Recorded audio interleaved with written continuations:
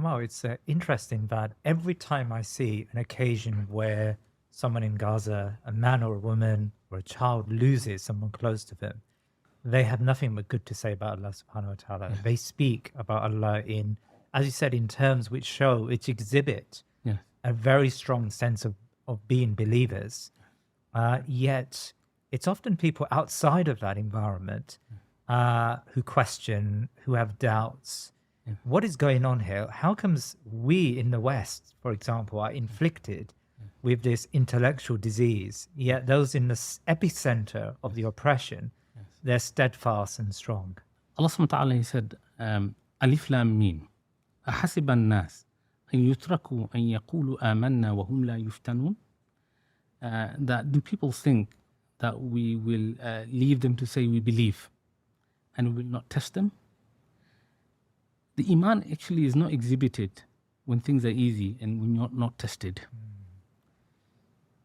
In fact, it's probably a bigger struggle with your Iman, where there is no test, where things are comfortable. An easy life. An easy life. But where the test comes, when the test comes, this is when actually, the Iman shines. In fact, the very next ayah says, وَلَقَدْ فَتَنَّا الَّذِينَ مِنْ قَبْلِهِمْ فَلَيَعْلَمَنَّ اللَّهُ الَّذِينَ صَدَقُوا وَلَيَعْلَمَنَّ الْكَاذِبِينَ. Indeed, we tested them. And the word it uses fatanna. Fatana. The word fatana, test, is, if you look at the etymology of it, it's used for when you separate gold and silver from its ore. Gold doesn't come in the form that we see in bracelets. It comes in ore. And that has to be separated. And the way it's separated is that it's burnt in fire. And so they say fatana, they use the word fatana, to say that, the dhahab and the fidda, the gold and the silver is burnt so that it is, is separated from the ore. That's the word that Allah subhanahu wa ta'ala uses. That in the West, where things are comfortable, there's a lot of ore we have.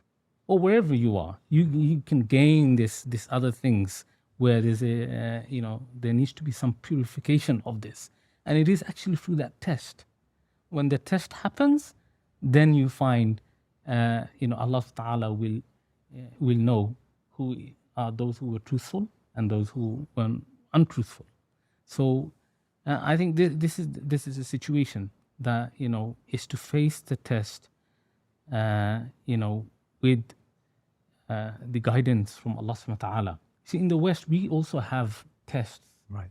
Is Gaza a test for us? Of course. It's only a test if we engage with it. If it's not a test, it's not a test if we sit at home and we just watch TV 24/7.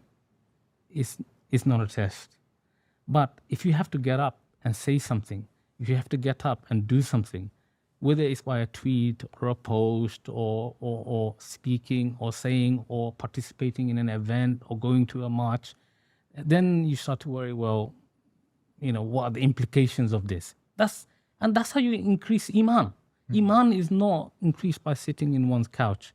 Iman is increased actually by getting up and engaging with the issues.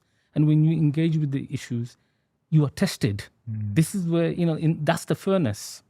And that's where the burning is taking place. And that's where the purification is taking place. It's only when you engage with that, then do you find that your Iman shines and your Iman, in fact, strengthens. And you find that your Iman increases as a result of that. So there has to be an action or engagement of the of issues in order for the Iman to increase.